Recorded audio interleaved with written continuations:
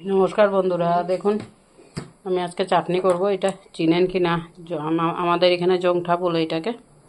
এটা পুড়ে নিয়েছি, পুড়ে ছুলে রেখেছি। আর এখানে রসুন, কাঁচা রসুন ছুলে রেখেছি, মরিচ জ্বালিয়ে নিয়েছি, আর এই যে টমেটো জ্বালিয়ে রেখেছি। এখন আমি এটা কুটনিতে দিয়ে কুটবো।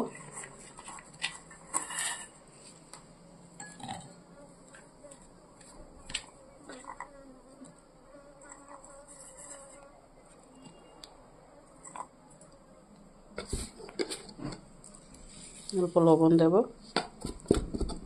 এটা কুটে দেখাচ্ছি। বন্ধুরা, চাটনিটা হয়ে গেছে, দেখুন।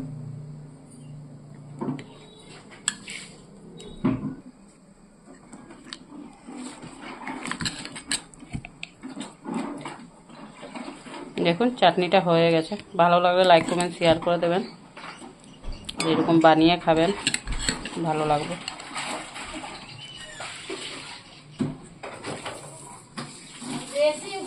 দেখুন